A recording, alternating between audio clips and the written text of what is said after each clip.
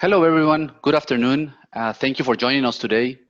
My name is Walter Gilioli, and I'm happy to welcome you to this webinar sponsored by Animal Aware. We are volunteers here for Animal Aware, and together with John Cunningham, that is going to be presenting this webinar today. For those of you that are not familiar with Aware, Aware really stands for Animal Welfare Association, Rescue and Education.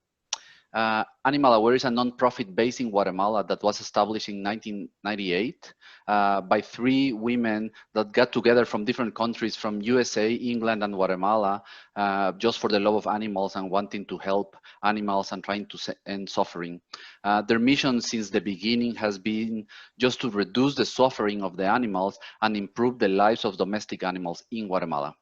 At any given point in time, roughly Animal Aware has around 300 dogs and around 100 cats, roughly, and with very, very limited resources. So they do a lot of magical work there. The shelter has a very strict no-kill policy. And in the next slide, I'm just going to show you some links where you can get more information for Animal Aware. So with that, let's get started. Here you can see the links, and by the way, this presentation is gonna be recorded, and we're gonna share the recording afterwards in case you wanna see the links or another videos or the content that we're gonna share. So we will email that to you. Another logistical issue for today, if you have questions along the way, feel free. We're going to have a section for questions and answers at the end, but if in the meantime you have questions, I will be collecting those questions and I will be telling them to John after he finishes his presentation, so he can give us some answers regarding that. And as you can see, Animal Aware has a website and is present in Facebook, Instagram, and YouTube. So there are the links so you can find them. Without further ado, let me introduce you John, but before I do that, I want to introduce Squints. Squints is just probably, as they say, images tell a story better than words. And in those images, you can see that Squints was a dog at Animal Aware.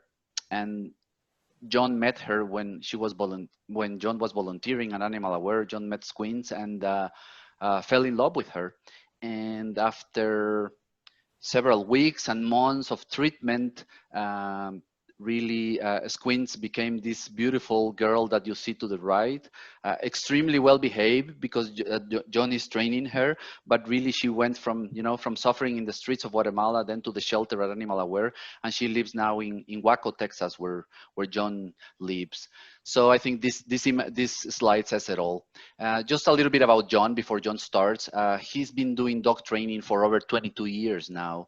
He was a trainer at PetSmart for 15 years, and for the past 7 years, he helps a lot of family and friends and students because he's a teacher with all their dog problems and just to train dogs and ensure that dogs have a balance and a happy life with their owners.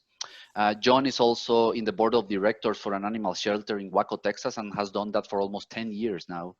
And John has written scripts for movies, for screenplays, where dogs are the main characters. And yeah, I think he spends a lot of time teaching, training dogs, and I think spoiling with in the right way Squints. So without further ado, I'm gonna transition over to John, and please, John, kick it away.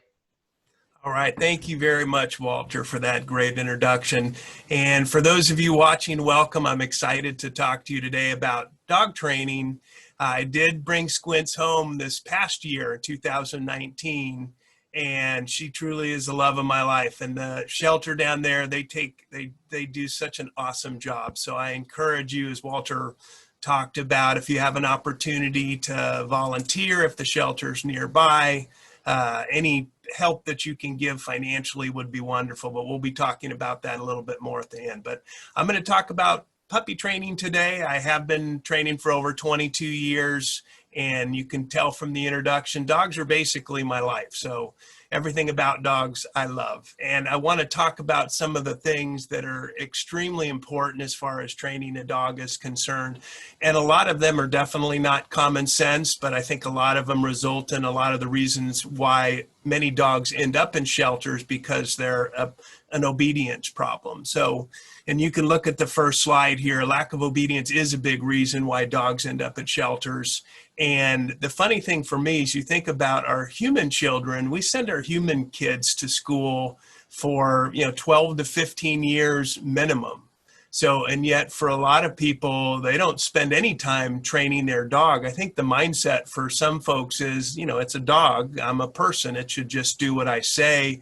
It doesn't work that way. So dogs need teachers just like human kids need teachers. If you don't train your dog, and it's always comical to me when people talk about it just being a dumb dog, usually it's those dumb dogs that are the smartest dogs because they've never had a teacher. No one's ever taught them right from wrong. So they basically do what they want to. And when you get a dog like that, for a lot of people, that's what makes dogs end up at shelters. So dogs need teachers. You can see on the slide, no bad dogs, but plenty of pet owners. If you invest the time in working with your dog, you will have a good dog. So one big difference between dogs and human kids is dogs love homework. So I'm going to talk about the homework you should do with your dog, whether it's working on the sit command or working on attention getting exercises, whatever it might be. Now, one thing about dogs have a very short attention span. So I encourage, especially puppy owners, when they're working on things with their dogs, to spend 10 minutes a day, which you think about 10 minutes of time is not a real big time investment. So the problem if you try and spend more than 10 minutes, especially with a puppy, is you're going to lose their attention span. So humans have about a 20-minute attention span, and dogs are much shorter than that. So if you, let's say that you go away for the weekend and you want to come back on Monday and work with your dog, making up for losing that 10 minutes on Saturday and Sunday, if you try 30 minutes on Monday, you're not going to be successful. You'll get your dog's attention for about 10 minutes, and then it's going to lose interest. So if you can put in 10 minutes a day, as many days as possible, you will make progress. So, and we can look at the next slide. The next slide talks about reinforcement theory. So, which isn't the most exciting of topics, but it's a very important thing to understand. Dogs learn based on reinforcement. So whatever follows a behavior, if it's a good thing, dogs will understand I did something good. If it's a bad thing, that's a correction. Dogs will understand I'm not supposed to do that. Now, one reward and one correction are not going to make your dog's behavior permanent. So it definitely takes repetition. If you have human kids, you know what I'm talking about. If you tell your human child, no, don't do that, 5 minutes later, they may be doing it again. So dogs are the same way. Dogs definitely need repetition. This 3-second rule under letter A, literally probably the single most important thing I can get across to you today. And it's probably the biggest difference how humans and dogs learn differently. So let's say for a human child, your human child does something in the morning wrong, and you tell them, you're going to be in trouble when your dad comes home, which may be 6 hours later. And then when dad comes home, the child can get in trouble for what they did 6 hours earlier, and they understand that. So dad probably does a good job of reinforcing that, but they understand that. So with dogs, the difference is that you only have about a 3-second window of opportunity. That's why it's called the 3-second rule. So you literally have to pretty close to immediately follow up a dog's behavior with either a reward, which we'll talk about in a few minutes, or a correction. So that's important to understand. So let's say that you're trying to potty train, which I'm going to talk a little bit about potty training in a little bit. One common mistake that people do is they take their dog out when they're trying to get their dog to go to the bathroom in the yard. The dog goes to the bathroom in the yard. They bring it back in the house and they reward it with a treat, which is great. In our mind, the dog gets the reward for going to the bathroom outside. The problem is, in the dog's mind, it was rewarded for the last 3 seconds of behavior, which was basically entering the house.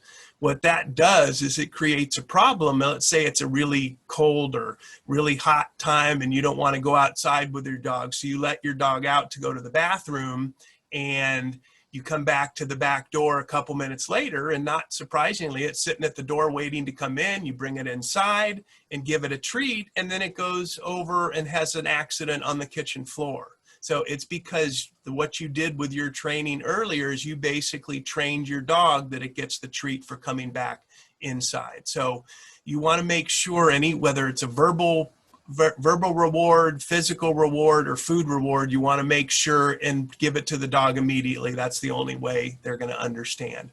The last point on this slide, primary versus secondary reinforcers are important to understand.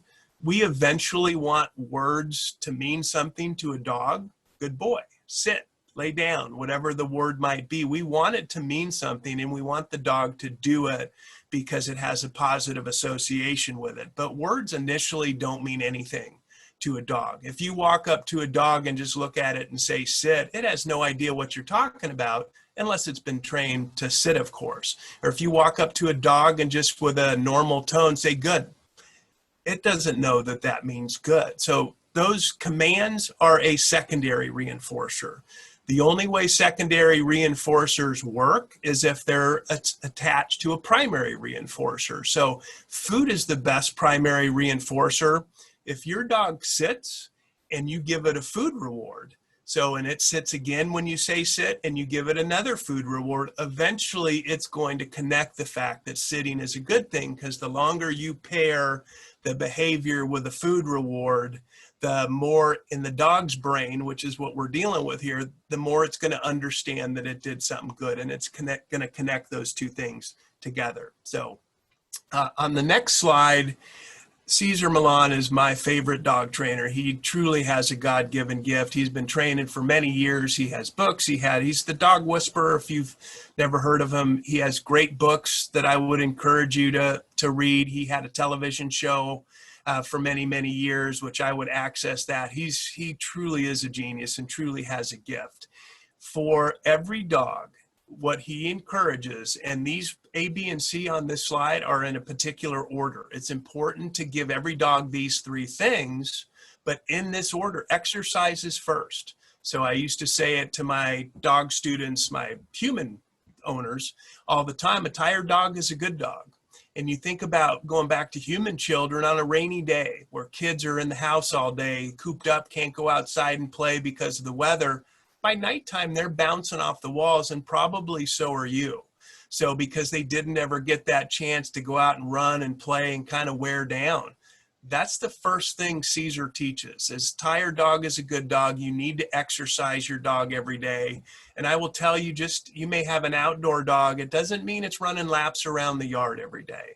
So usually outdoor dogs are laying in one spot most of the day. Now they may get up and change spots, or they may hear or see something and they go run and check it out, but they're not running laps. So they're not really truly getting tons of exercise. So it's important to make sure your dog gets exercise. As far as discipline is concerned, discipline needs to come before love.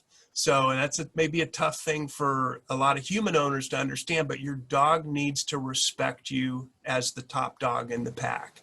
If it never is taught right from wrong, it's going to basically teach itself, and you're probably not going to like the end result. So you need to teach your dog discipline. Now, one thing, discipline has really changed over the years. When I started training at PetSmart 22 years ago, the trainer that was working there before me was what I like to call old school. So you go back 20, 30 years, and before that, the reprimand, negative reinforcement, was how we changed our dog's behavior. So, and I can remember watching that trainer tell customers that if your dog jumps up on you, knee it in the chest. So if it starts to mouth on you, like when they're puppies and they're teething, so pinch its gum until it squeals or yelps. And like, that's basically teaching a dog not to do something because it's scared of the punishment, which I would be lying to you if I said that wouldn't be effective, because training, that's how they did it. And it was effective. The problem philosophically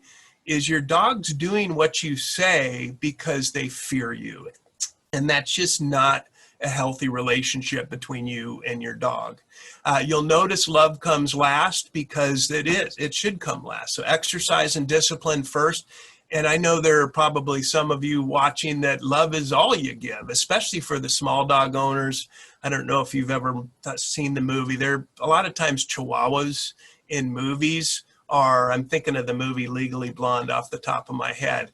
The main character in that movie is basically dressing her dog up. She's carrying it around in a little designer handbag. So, and that's making a dog feel like it's king or queen of the castle, which if it's a little dog like a Chihuahua, maybe not the end of the world, but if it's a bigger dog, so it can be problematic. If your dog thinks he or she is boss and they're going to challenge you on everything you're trying to do, that's going to be problematic. And it kind of goes back to the first main point. Lack of obedience is what brings a lot of dogs back to shelter. So on the next slide, so you see the types of reward, which I talked about a little bit. The 3 types of rewards are listed on here. Verbal praise, tone is essential. How you say a word matters. So your dog may understand good once you start to, say good boy, good girl, and you're happy and your tone of voice is happy. That's how you have to do that though. So tone of voice is everything. If I say to my dog, good boy, so he doesn't think he's good. He thinks he's getting in trouble for something. He thinks he's done something wrong. So you need to say things in a positive tone, positive facial expression. So that's the only way a dog is going to understand that word that you're using is a good thing. Physical praise is great. So physical praise would be petting your dog on the head or giving your dog a kiss or patting it on the behind, whatever, like gently patting it on the behind. Physical praise is good. Verbal praise is good, but for my money and in most dogs, the number one most effective type of reward is a food reward. If you had a bowl, if you put 3 dog bowls out, filled one with physical praise, one with verbal praise, and one with food, the dog would go to the food every time. So that's really important to know. Now, the nice thing as far as the food is concerned, so if you have a dog treat, so now let's say, we'll use human kids as an example of the opposite of this. If you have human children and let's say you have 2 5-year-old boys and you take them to go get ice cream and you give one of them 2 scoops of ice cream and one of them 1 scoop of ice cream, the one that got the 1 scoop is going to feel pretty slighted. They're going to feel like they got cheated out on that extra scoop. With dogs, they don't understand size. So you could have a treat that is maybe a 1/2 inch long. So in fact, when I walk Squints in the morning, I take a little pouch with treats with me to praise her because she's still just 1. So she's very much still a puppy. So the treats are about a 1/2 inch long. I can get 4 or 5 little teeny pieces out of those treats. So I can give her a whole one, but all that's going to do, it's going to add fat and calories to your dog's diet. So all they need though, as long as a dog likes what you give it, even if it's a tiny, tiny piece, they're going to think it's a positive thing. So they don't need the whole treat. You can give it to them, but as I said, you don't need to. So when I'm breaking one little small training treat, and it's important for training treats for them to be soft, because when you're doing that 10 minutes of homework, if you have a crunchy biscuit and you try and break a piece off, what inevitably is going to happen is a piece will fall on the ground. If your dog has a choice between looking up at you for its next command or picking up that crumb that fell on the ground, you're going to lose every time. As much as your dog loves you, hopefully it doesn't hurt your ego if it's going to clean up that treat every time. So that's what a soft treat allows you to do. You can break a piece off and you don't have to worry about crumbs. So smaller the better. Soft treats are good things to do. And I would use dog treats. I have had owners in my dog classes. I had one bring sticks of chewing gum and broke off little teeny pieces, which I never tried to tell an owner you can't use that. Obviously, you don't want to give chewing gum to your dog. So soft little training treats are wonderful. So on our next slide, you will see taking a dog for a walk, which for a lot of owners, my dog took me for a walk. I love the picture on here because you can see all 3 of those dogs have a leash attached to them and a single loop collar around their neck. So you can also see the 3 kind of lunging forward. So this is one of those things that confuses a lot of owners. I take my dog for a walk and it just pulls, and it pulls to the extent that it's gagging itself. Doesn't my dog understand that if they stop pulling, they'll stop gagging? Well, yeah, that's common sense to us, but not to a dog. Dogs have what's called an opposition reflex, where they pull towards pressure. So, and in that picture there, where's the pressure on all three of those dogs? It's in front of their neck. So even though they're gagging, even though it has to be uncomfortable for them in that situation, their instinct makes them drive forward still. So that's where some type of harnesses are nice because they distribute the pressure. So you have a harness that wraps around the dog's front legs as well as a loop that normally goes around the neck. So not all the pressure is in front of them. So harnesses are great. There's a product called a Gentle Leader, which is referred to as a head harness or a head halter, where there's actually a loop that goes around the dog's muzzle as well as a loop that goes around the dog's neck. The nice thing is when your dog gets to the end of the leash and tries to pull, just by you holding on to the leash, it actually turns the dog's head to look back at you. And if your dog's head is looking back at you, one thing that it's not doing is pulling. So those are very effective also. So on our next slide, we have a picture of some puppies here. So socialization is extremely important for dogs. So puppies go through a fright period, as you can see on the slide, between 6 and 14 weeks of age, where anything that kind of freaks them out, if they have a bad experience, if you have an 8-week-old dog that gets attacked by another dog at 8 weeks of age, it can, for the rest of its life, unless you do something about it, have a problem with other dogs, because those moments like that are so impactful when a dog is young. That's why it's important for you to socialize. Now, it's kind of a tough situation because you really don't want to take your dog out to a place where other dogs congregate, like a dog park or a pet store where you can bring your dogs. You really kind of want to wait until your dog is fully vaccinated before you do that. But once it is, taking a dog to a place like that where it can meet all shapes and sizes and colors of other people, all shapes and sizes of dogs, young dogs, old dogs, people wearing hats. So, you know, doing little things at home like running the vacuum cleaner and running the blow dryer. So things like that are important, because if you don't do that, and now going back to what we talked about earlier, if you think about how valuable food is, if your dog shows fear with one of those things, one thing, and this is kind of another way we unintentionally do something that we didn't really want to do, I would get owners in my puppy classes where a dog would be scared. Like oftentimes tiny dogs, we'll use the Chihuahua as an example again. Sometimes it would get scared of something during class, and the natural inclination is to want to pick that dog up, put it in your arms, tell it it's going to be okay, pet it, kiss it, love on it.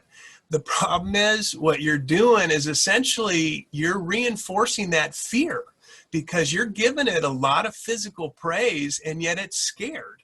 So what you're doing is you're basically teaching it fear is going to be rewarded, and that's exactly not what you want to do. So it's definitely tough love, but in a situation like that, it's strongly encouraged that you kind of ignore your dog. And if you want to actually teach it things, you know, for the example, the blow dryer, the vacuum cleaner, dogs oftentimes are scared of those. So maybe take some treats with you. Treats are always great. Turn the vacuum cleaner on in the next room, not right next to your dog, but in the next room, so your dog can hear it, but it's not right next to him. And as long as your dog is exhibiting comfort, as long as they're not freaking out, give it a treat. And then you can move the dog closer to the vacuum cleaner and keep doing the same thing. So what you're doing is you're basically taking something that can be fearful for a young dog and you're making it a positive thing. So that's the kind of thing you want to do. You can see in the last thing in the slide here, it talks about touch. So for touching dogs, I mean, we want to give our dogs physical praise and love all the time. So that's great. But for puppies especially, so no puppy, in fact, puppies are going to lose the teeth that you bring them home with. Unless once dogs are 6 months, normally that's about when their adult teeth come in. But up until then, they have those sharp little needle-like puppy teeth. So they're going to lose those. But once they get those adult teeth in, they typically, you won't see tartar on a dog's tooth probably for a couple years. For the first couple years, especially if it's eating a hard food diet, it's probably going to be a couple years before it truly needs its teeth cleaned. The problem is if you don't do anything to get the dog used to that, and at 3 years old, you try and put a dog toothbrush in your dog's mouth, you may have a fight on your hands. So I always encourage, especially with young puppies, to hold them in your arms and to kind of gently with your hands massage their ears. So when their ears actually need to be cleaned, they'll let someone put a swab in there and clean it. Massage their paws. So just gently massage their paws. That way when someone needs to trim their nails, they actually are used to having someone hold on to their paws. And I would, in puppy classes, I would get some dog toothpaste, which yes, they do actually make dog toothpaste. So beef flavored, chicken flavored, peanut butter flavored. I would have owners put a little bit of that peanut butter on the tip of their finger and put it in their dog's mouth and gently kind of rub it around their teeth and their gums. So you're getting a dog in a very gentle way. You're getting it used to that toothpaste. You're getting it used to having something put in their mouth. So at a year or at 2 years, if you need to start brushing their teeth, so they're going to be used to that. So it's not going to freak them out. So that's definitely, all of those things are good to do to get your dog used to kind of all of the things that they might experience in life. The younger you can get them used to it, the better.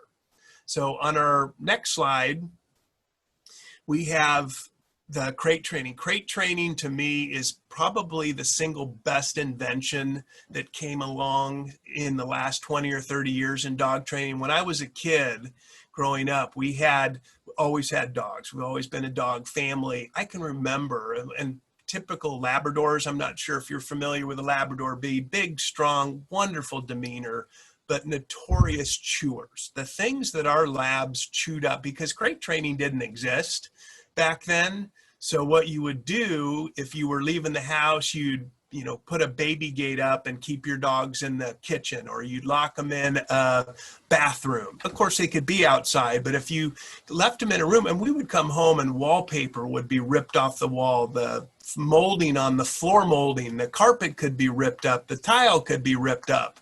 So, I mean, dogs are capable of pretty incredible things as far as chewing things up. So that's where crate training came into play. Crate training basically controls your dog. When a dog's in a crate, so they're not going anywhere. So it's wonderful for potty training. I will tell you, and this is another thing where owners kind of doesn't really sync with them sometimes.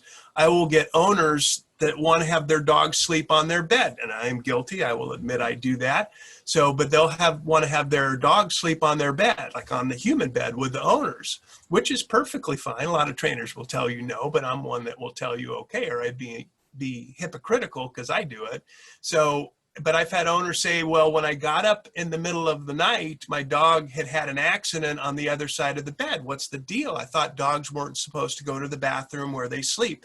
And instinctually, that's the case. Dogs physically don't go to the bathroom where they sleep. That's the whole point behind potty training. The problem is, in our minds as humans, our entire bed is where we sleep. So if it's you and your dog on a king-size bed, there's a lot of space left over on that bed. So, but for a dog, where it sleeps is literally where it lays.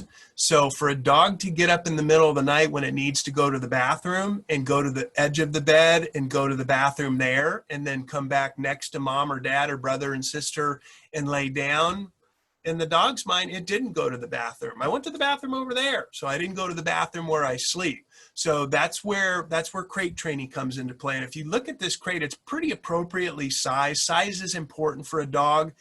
If you look at the crate in the picture and you were to put a Chihuahua in there, so I want my dog to have more space in the crate. Well, that's fine. The problem is if you're trying to use a crate for potty training, the Chihuahua can lay down towards the front of the crate, and when it needs to go to the bathroom, stand up, go back to the back of the crate, go to the bathroom, and then come back to the front of the crate and lay down. So it kind of defeats the purpose because you're trying to use the crate for potty training.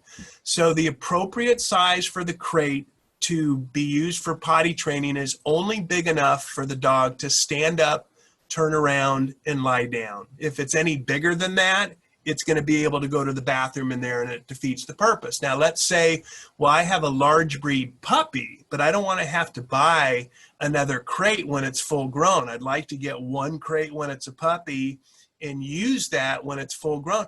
That's perfectly fine. What you'll want to do is you want to put something inside of the crate to block part of it off. You can put a box in there. As long as it's not a chewer, you can put a big box in there. Essentially, you want to put something in the crate to block off the space, so the only amount of space that it has left is enough space to stand up, turn around, and lie down. It's also important, you can see short stints to start.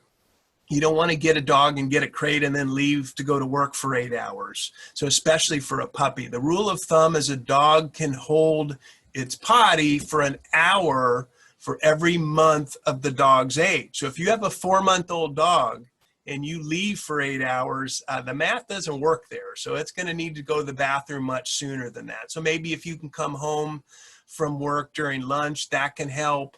So, but you want to make sure the crate is the right size. So as far as the short stints, when I always encourage owners, if you want to teach your dog potty training or crate training, getting it used to the crate, take a treat, toss it to the back, just a small piece of a training treat, toss it all the way to the back of the crate, let the dog walk in, grab the treat and come out. So, and do that for 5 minutes. So a bunch of tiny pieces of treats and let it go in. That way the dog is starting to associate the crate as a food source. This is a food supply. I go in here and I get food. That's a great thing. We've talked about how valuable food is as far as training a dog. So now one very important thing for those of you that have raised human children, you'd probably know from the time that it was a baby, if it cries in its crib, and you go in and you immediately pick it up when it cries, it's going to train you, and dogs will be the same way. If the dog is whining or barking or fussing and you open the crate and let it out, it's going to train you. So it's basically going to learn, all I got to do to get out of here is start barking, and then my mom or dad let me out. Now, if you want your dog to sleep in the crate overnight, one thing that's important to do is to listen for it, because if it's a 6-week-old, 8-week-old, 10-week-old puppy, it can't hold it all night. So after a few hours, if it starts whining and fussing, so take it outside and take a treat with you and give the dog the command, go potty, which is the typical thing to say. But if you have that treat with you, you can give it to them right as soon as they go to the bathroom. And one thing on potty training that I didn't mention, it's important, that 3-second rule. So if you want to teach your dog not to go to the bathroom in the house, you're going to have to watch it like a hawk. And if it has an accident, you need to correct it. And you can't correct it 5 minutes later. I have had owners swear to me, no, my dog understood. I caught an accident. The dog was laying on the couch, but it had an accident on the carpet. So I called the dog over. I pointed the accident out. Look what you did. And the dog knew, it felt guilty. It cowered its head. It's like the dog has no idea. It knows you're mad. It sees the accident. What it doesn't connect, though, is your reprimand to the moment it put it there. So one of the things also I encourage for a correction, just a clap or so a loud shout like that. For owners with human kids, I don't encourage you to use no with your dogs, because if you use no with your dogs, you also use no to correct your kids. So if you shout no to one of your human kids and your dog is laying on the ground next to you, it's going to think it did something wrong. It doesn't know, well, that wasn't directed towards me, I'm okay. So short stints to start, but I'm telling you, my dog Squints now is, as I said, over a year. There are times, because the crate's in the house, there are times that she'll go in and lay in her crate, door's wide open. I don't shut the door on her unless I'm going to be gone. So, and she's going in the crate and laying in there, because dogs are denning animals. They actually like small enclosed spaces. So as long as you train them to like the crate initially, as I said, throwing treats in there, putting them in there for short stints, letting them out as long as they're not crying or fussing, they're going to end up thinking it's a great thing. So, and then the last slide is going to talk about some things that you can do with your dog. These are some good things. You want a watch me command. What you do with the watch me command, dogs will look at food. If you hold a treat up in front of your dog's eye contact is going to move towards that treat. So what you want to do, because a lot of dogs get their name screamed at it a lot, or are told no a lot, to the point they may even think their name is no. So if you hold a treat out in front of your dog and call its name, use the watch me command, squints, watch me, squints, watch me. The moment her eyes go from the treat to my eyes, I bring the treat in. So what that's doing too, besides getting her to know her name, it's developing a positive association with her name. The last thing, and I'm going to talk about the come command here in a minute, the last thing you want your dog to associate their name with is something bad. So if your dog gets out the front door and is running towards the street and a car is coming down the street and you're yelling your dog's name to try and save its life to come back to you, and in its mind it's thinking, I get my name screamed at me all the time, so I'm not coming back, because it just usually means trouble. It can cost your dog its life. So always get your dog, use your dog's name in a positive reference, make it sound good. And I'm going to tell you, that's easier said than done. There have been times, and not with Squints. Fortunately, Squints has been like an angel brought to me from Guatemala. But dogs in the past, it hasn't always been that way. And I'll find myself yelling my dog's name at it. And as soon as I do, it's like, John, practice what you preach. Don't do that. So try not to ever use your dog's name in vain. The leave it command is great, especially for young puppies. Puppies have the desire to pick every single thing in the world up. So they come to us teething. They have sharp little needle teeth, which I mentioned earlier. So they come to us teething, and it makes their teeth feel better if they can chew on something, and they don't know good from bad. So they don't know right from wrong to chew on until you teach them. So as far as leave it is concerned, I always would have owners have their dogs on a leash, toss a little treat out or a toy out in front of them. And the moment they tried to pull to get the toy or the treat, tug on the leash, give them a corrective tug and say, leave it, and do it again. Because what will happen is they'll probably keep trying to get it for 4 or 5 tugs and leave it's. The moment they leave it there, and they can still be looking at it, but if it's still sitting on the ground and they're not trying to pull to go get it, you can reward them with a treat out of your hand. And what's going to happen through repetition, they're going to see something on the ground, you're going to say, leave it, and they're going to think you have food in your hand for them. Owner wins. That's exactly what we want. We want them to think that. So the drop it and give, I am not a fan of tug of war, and I know a lot of owners do it. The problem is tug of war is a fun game when you're playing it. So the goal being for your dog to try and get that rope out of your hand, or you try to get it out of their mouth. The problem is you're basically making a game out of your dog not giving something up. So that's in its mouth. So what happens if it's something that's dangerous for your dog to have and you try and grab it out of your dog's mouth? Oh, here's that fun game again. Let's play. Like, you don't want to do that. So you want your dog to drop it and give it. So the difference between the two, drop it is when you don't have, you just want it to drop it without you having to try and pull it out of its mouth, which if your dog is a hunter and it brings in a dead rat and it's got it in its mouth and you're looking at it, just as an FYI, that's a present. So I know you may rather have food or a new car or jewelry, whatever. That's your dog bringing you a gift. So you don't ever want to get mad at it for doing something like that, but you also don't want to grab it out of your mouth. So hold a treat out where the dog can see it and say, drop it. And usually pretty quickly, because of the dog's desire for food, they'll drop what's ever in their mouth, and then you can give them the food reward. Give is when you actually want to need to take it out of their mouth. So, but you want a dog essentially just to open their mouth and release it. So I don't ever encourage owners, don't ever practice with something that would be dangerous. Well, if my dog were to pick up a steak knife, yes, I need him to drop it or give it right away. Don't practice with a steak knife. Practice with a dog toy. So if your dog has a toy in its mouth and you hold out a treat, 99.9% of dogs would rather have the food than the toy. So same thing with give. If you grab onto that rope or grab onto that dog toy and you say give as you have a treat in your hand, dog's going to release it pretty quickly. So that's a good thing to do. And then the last thing here, and it's how I like to finish, but it's also how I could have started the come command. The come command is the single most important command you could ever teach your dog because it directly can save their life. So it's nice to have your dog sit or lay down or stay. So, but the come command can save its life. I used the example earlier. If your dog's running towards the street and here comes a car, you don't want them to think the come command is a bad thing. So as far as, let's say your dog goes, you come into the living room and your dog is chewing up one of your good shoes that was in your closet. So your dog had gone to your closet, brought it out into the living room, and is chewing a hole in a good pair of your shoes. Now, we're mad. I mean, that's not something that I'm going to be happy about. So let's say in that situation, get over here. So you give your dog a stern, get over here, or come. We'll use come over here.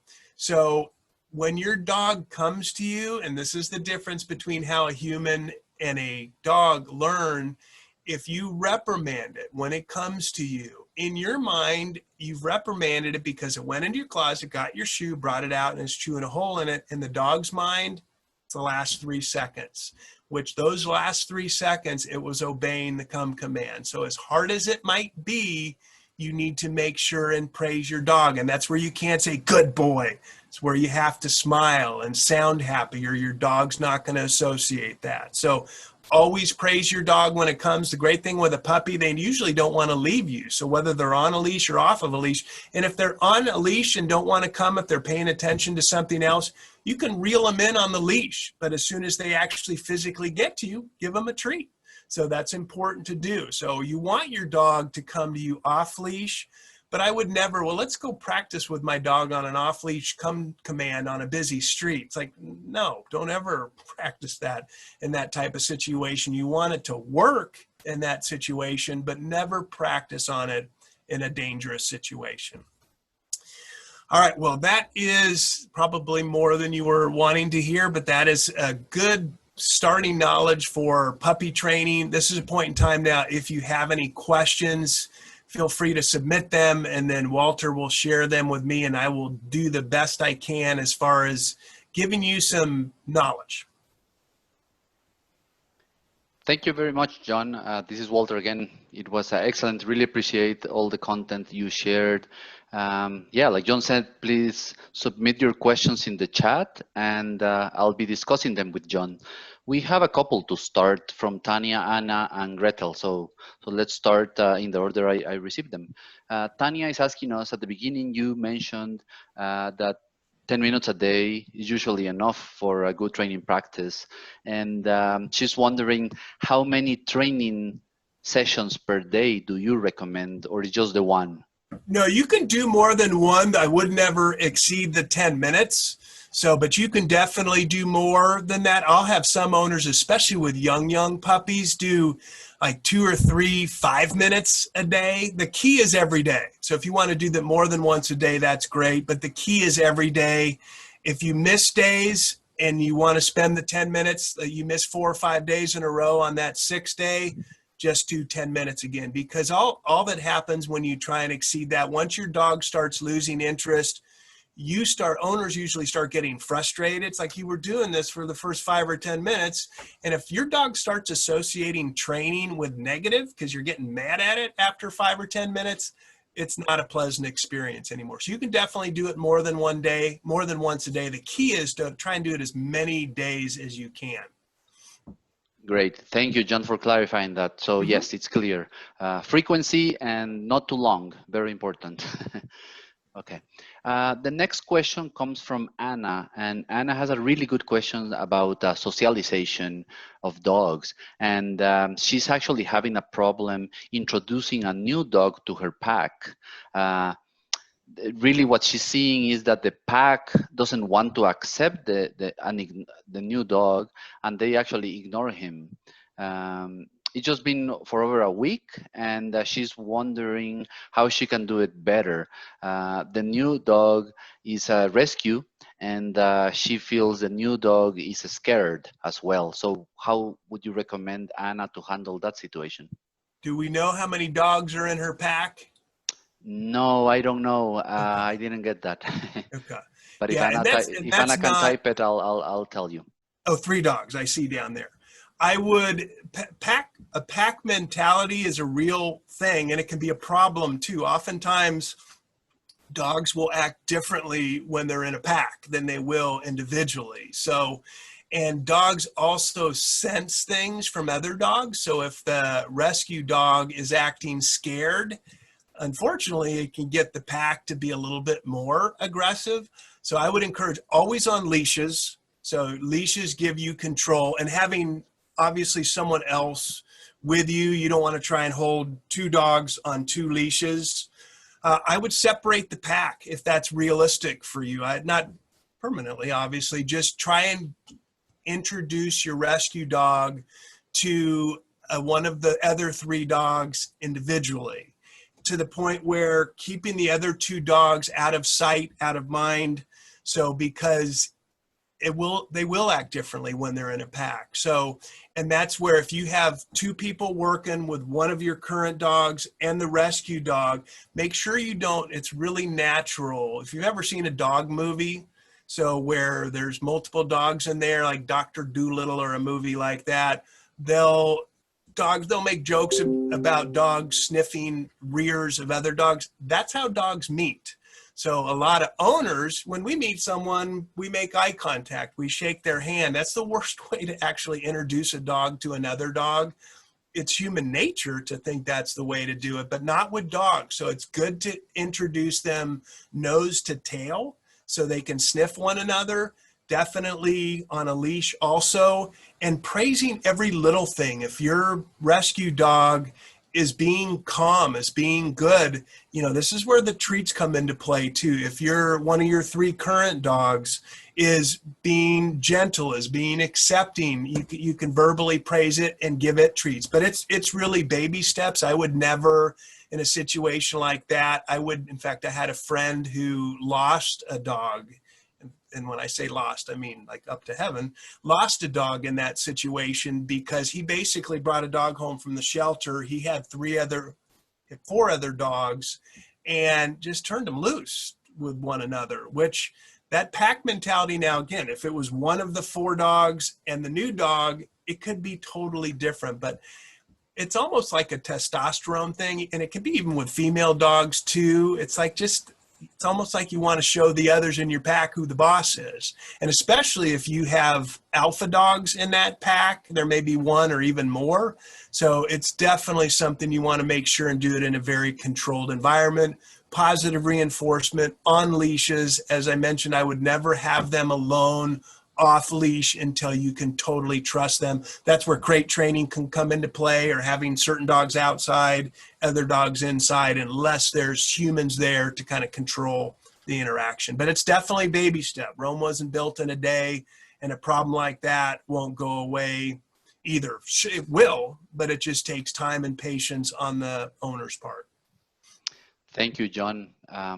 Certainly a very delicate and important situation. So good luck with you, Anna, and we hope John's advice can help you. The next question we have, and by the way, I'm going in order, so I'll get to your questions, I promise, because we're getting more, which is great.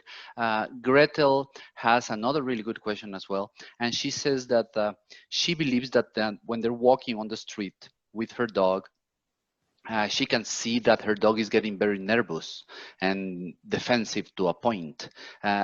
What ways do you recommend to address that situation and hoping to reduce that nervousness?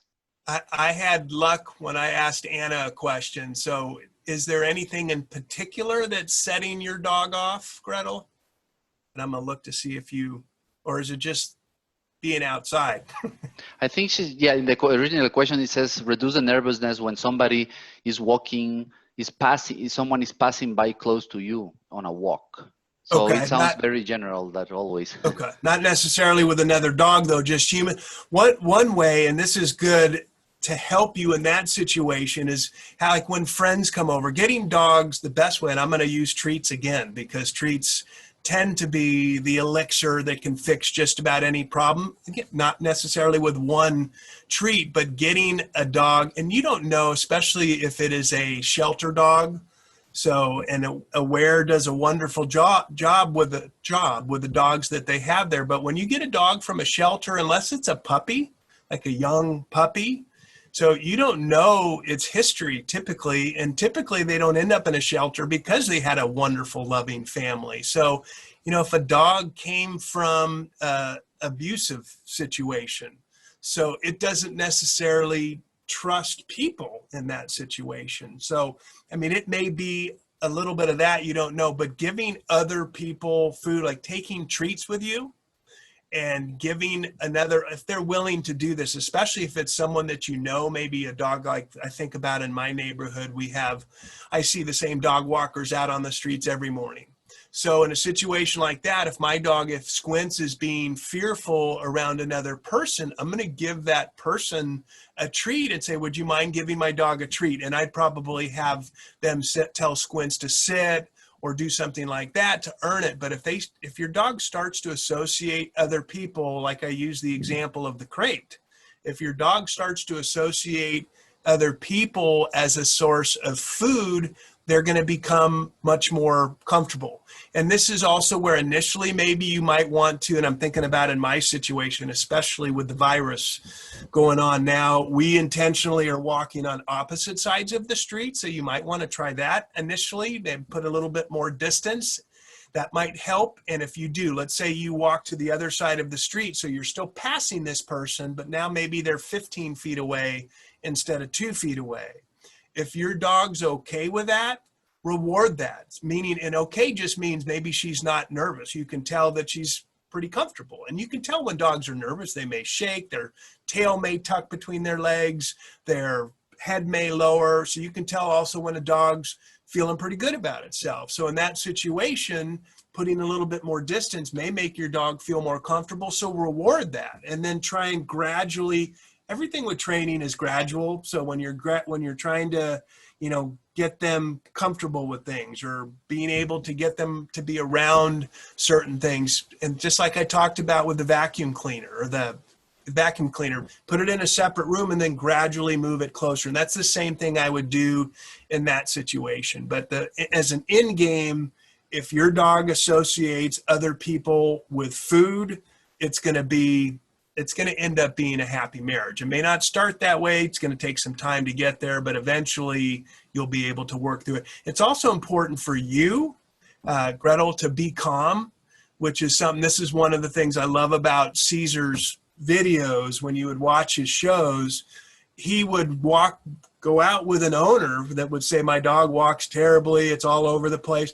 And the owner's getting so mad at the dog, and Caesar will say, it's basically like your body energy as the owner transfers from your hand down through the leash to your dog. So your dog can sense when you're getting irked too. So it's also really important in situations like that for your demeanor to stay positive and for you to stay calm. Easier said than done, but you'll definitely reap the benefits of that.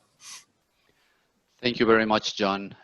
Certainly very important, go step by step. And the comment you did on giving treats to other people slowly, that helps. I have seen that in my dog. And the last point you made about your energy is very funny, because I have a terrier, and usually my wife says that all the bad behaviors that we see on the terrier come from me. So a lot of things I have to work not my dog. Yeah, and that's easy. As I said earlier, with some of my dogs in the past, I would yell their name at it. So I mean, even for trainers, it's hard. It's hard to do all the right things. It's easy to catch yourself getting mad when your dog's pulling on the leash, but it doesn't do any good, unfortunately. So part of it is training yourself too. Yes, great. Excellent. Thank you, John. I have a couple more questions for you. And Anna has a question regarding what's the right way to correct a bad behavior. And especially the question is with the tone of voice. Yeah. If you want it to be stern, and this was probably 15 years ago, I had a woman in my puppy class at PetSmart, and when there are commands that you give your dog. It's sit, it's down, it's stay. She would look at her dog and say, will you sit for me, please? I'm thinking, you're making a request. You're not giving a command. So tone is extremely important. So you want to have the right tone. My corrections for my dogs, or and they all know what that means. Not initially, but when I'm using that in situations where I want to correct them, and they start to pick up on that pattern. If you want to use a word, and I don't know if I mentioned this earlier, I did talk about not using the word no, but using the word wrong. So what you don't want to do is physical corrections. As I talked about how training used to be very physical and all the things we could do to physically affect our dog when it did something wrong. And it works as far as it can be successful in changing your dog's behavior, but it's just for all the wrong reasons. So for a correction, just a short word or a short little sound, something that you would not use with anybody else. That's why I said with kids, don't use no as a correction, because if you shout no to your kid, your dog's going to stress out because it thinks it did something wrong. Great. Thank you very much for clarifying that, John. We have, I believe, 2 more questions to go.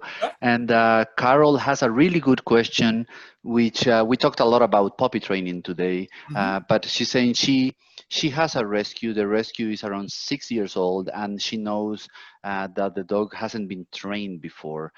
Do you have any specific advice on how to handle that now? You know, because same exact way. So you can't. I mean, I focused on puppies, and some of this stuff is specifically for puppies. It's good to know, and I don't know, Carol, if you know your dog's history. A 6-year-old dog, for the average dog, that's half of a human life. So the rule of thumb is 7 dog years. For 1 human year is 7 dog years. So we're talking about a 42-year-old person. By the time a person is 42, they're probably pretty darn set in their ways. So you need to recognize that fact. Now, and I will always stress, so you may have heard the expression, you can't teach an old dog new tricks. Yeah, you can, but it's just harder because they are. I mean, I'm a little older than 42, but I don't like to change my routine. I have things that I like to do a certain way. And for those of you watching, you probably do the same, have the same system, and you probably get more reinforced in that system as you get older. So I would do the same things, though. I don't think as far as teaching it, the nice thing is for something like potty training. If a 6-year-old dog has never been potty trained, you still want to go about it the same way as I talked about it. The nice thing, though, is physically it can hold it. It just has never been told or trained to not go inside the house and do go outside the house. Unlike a puppy that can't hold it, a 6-year-old dog should be able to hold it for a long period of time. Also with the commands. Now, one thing I would with a 6-year-old dog, and again, me not knowing this dog's history, I always encourage adult dogs that are adopted from shelters that whoever brings it in, if it's an owner's dog and they bring it into the shelter to give it up, and they usually will give the shelter the dog's name, I encourage owners to change that name, because you don't want to take a dog's name that's been screamed at it for a couple years of that dog's life. So, and you can change your dog's name just like you can change your dog's behavior, but it comes down to 6-year-old dogs are no different than 6-week-old dogs. They love food. So you need to reinforce yourself as the boss. And I would argue it's even more important to train an older dog that doesn't have any training, especially if it's a large breed, because physically it's difficult. And one thing I encourage, and this is something I just realized I didn't say too, for you large breed puppy owners, or if you in the future you get a large breed puppy, it's small when you get it, but it's going to be big. So I would get, a Great Dane puppy coming to my class, and the dog may be 15 pounds and about knee high to the owner.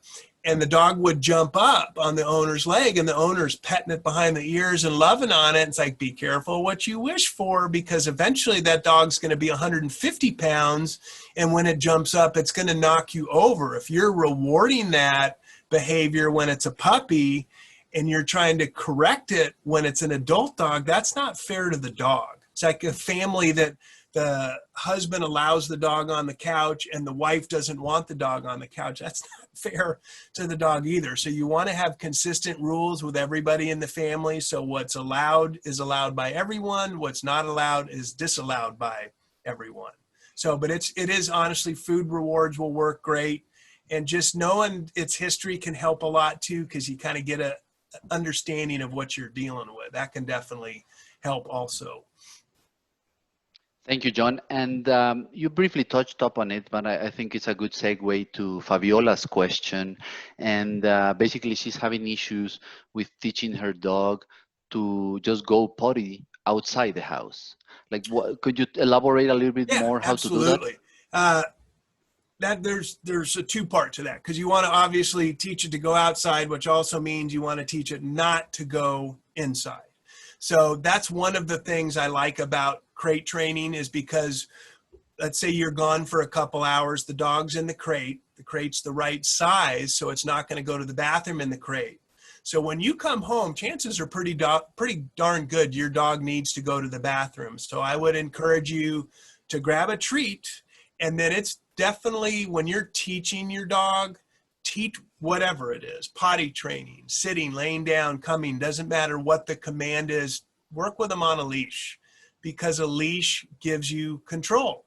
Off of a leash, you want them to do everything off leash, but if you don't start with a leash, it's totally up to them. As I mentioned with the come command, you want your dog to come off leash, but when you're training it initially, have a leash in hand, because that way, even if it doesn't want to come, you can make it. So take your dog out on a leash, because if you don't, dogs can go around and sniff and do all kinds of things and wait 20 minutes before they do their business. And you don't want that. So you want your dog to understand that you're in control of the situation. So take your dog on a leash out into the yard, wherever your potty area is, have a treat with you. So, and come up with a command. I use go potty. It can be, you can say anything. That's a common command to use. And I would find myself at times when I'm working with one of my dogs saying it, go potty, still sounding happy though. You always want to make a dog think it's a good thing. And then when it finally goes, and it can be 3 or 4 minutes later, when it finally goes to the bathroom, immediately give it the treat. So you don't want to bring it inside, as I said earlier, and then give it the treat, because you're reinforcing coming inside is treat worthy, not going to the bathroom outside. Now, conversely, part of the other end of that equation is you have to teach your dog not to go in the house. So I'm not a fan of puppy pads, which, if you're familiar with puppy pads, it's giving your owner, giving the dog a spot in the house that's acceptable to go to the bathroom.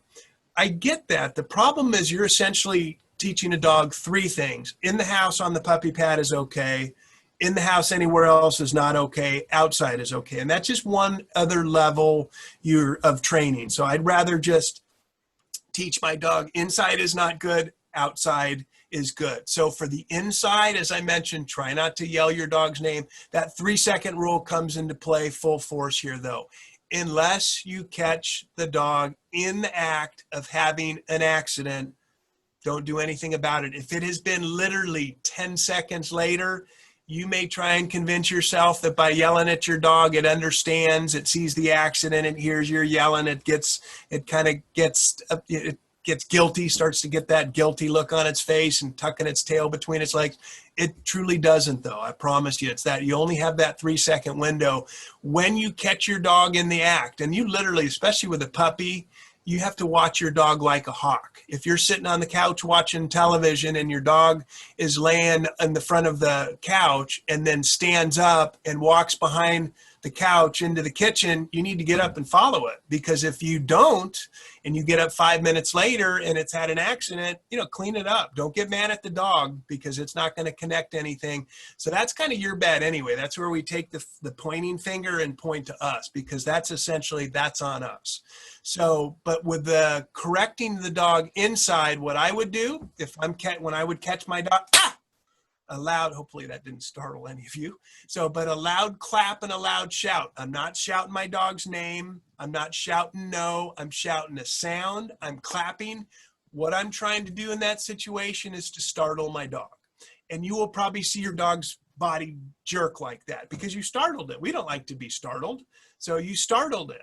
So if it stops its business and you can pick it up, because you probably don't have time to go grab a leash, if you can pick it up, if it's small enough, and then take it outside, you also probably don't have time to grab a treat. But if you take it outside and give it the go potty command and it goes even a little bit more, you don't have food with you, but you have the other 2 types of rewards with you, the verbal praise and the physical praise. So you can heap both of those on your dog. So what's going to eventually happen is your dog is going to, I don't like getting startled when I go in the house. I like getting food when I go outside. And it's going to start to connect that. One reward, one reprimand isn't going to make it permanent. but the pattern of that happening, it's also really important, especially for pee, urine accidents, if your dog tinkles on the carpet, especially if it is carpet, to get one of those cleaners that are designed specifically to remove the smell, because when your dog goes out in the yard and it's sniffing the grass to try and find a spot to go, what's it sniffing for? Well, the same thing why fire hydrants are so popular with dogs. It's because every dog in the neighborhood has peed on that same spot. So that's what dogs are smelling for, a spot where someone has gone before them. So if you don't catch your dog in the act, especially for a little dog, you know, a Chihuahua is going to have on carpet, it's going to be like a pea-sized spot. The PEA, not PEE, a pea-sized spot that if you don't catch it, so you may, if you don't catch in the act, it may dry there. So there's a little urine spot. The dog's going to seek that out every time. A lot of times dogs also like to go under a table, like kind of out of the way. So that's why if you're not keeping an eye on your dog and it's using the carpet underneath the kitchen table, if you have carpet in your kitchen or whatever room the table is in, it's going to find that spot over and over again. So that's the beauty of crate training, though. As I said, when you're not home, it's going to give you a golden opportunity because you can grab the treat before you let the dog out of your crate. So you don't want to let the dog out and then go grab your treat, because in that 5 or 10 seconds, it may go have an accident in the house somewhere. So always keep an eye on your dog. I use baby gates depending on the size of your house.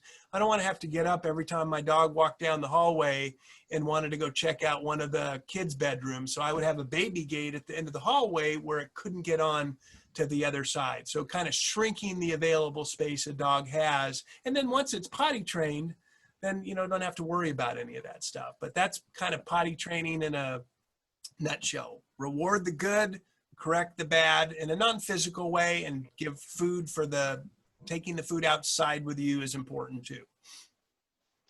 Excellent, great overview. Thank you very much, John. I think with that, I believe we have answered all the questions. We hope, Fabiola, that this advice on potty training is helpful to you. So with that, if there are not more questions, we're gonna be ending the webinar right now. I just wanna mention again to everyone that this webinar was sponsored by Animal Aware, an amazing shelter in Guatemala, where John and myself have volunteered, and that's really how we connected over the internet. And we want to encourage you to help them. They have roughly 400 animals at a time, very limited resources. They really do magic down there. And so there's many ways you can help. You can always adopt one animal or have friends or educate friends and family of adoption. You can always volunteer. There's a lot of work to be done there. You can walk dogs, you can help clean, etc., etc. And there's ways to sponsor as well, and to make donations. And you can always sign up to the newsletter as well. Regarding donations, I wanna make a special note about that. Of course, money is always very important, but there's a lot of things that can be donated. Food. Imagine feeding daily 400 animals. Like, there's a lot of food that's needed. Newspapers are very, very important because they help keep everything clean and pick up stuff, and especially at the clinic, newspaper, very important. Anything to clean and material to construct, because the pens are always being renovated and trying to be improved, so the dogs are able to have a good option to have sun and shelter when they need it. There's the link for donations and how to help as well. And finally, here, I want to encourage you to take a look at these videos, amazing videos that volunteers have done in the past of what goes in Aware. You can meet the founders, you can see a day in the life there, truly moving and heartbreaking videos. And of course, I cannot show the video right now over the invite because it's not going to look well, but we're going to be sharing this presentation by email in a day or so. So you will be able to access and review all of this material. And I really, really encourage you to look at these videos. And in the meantime, feel free to take a screenshot of the screen and go and type these videos on YouTube, and you can see them.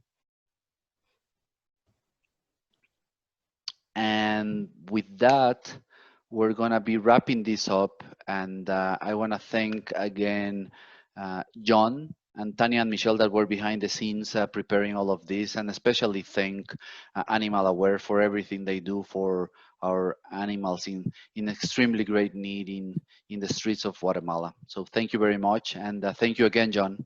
You're welcome. Thank you, everybody, for watching. Have a good rest of your day. Bye-bye.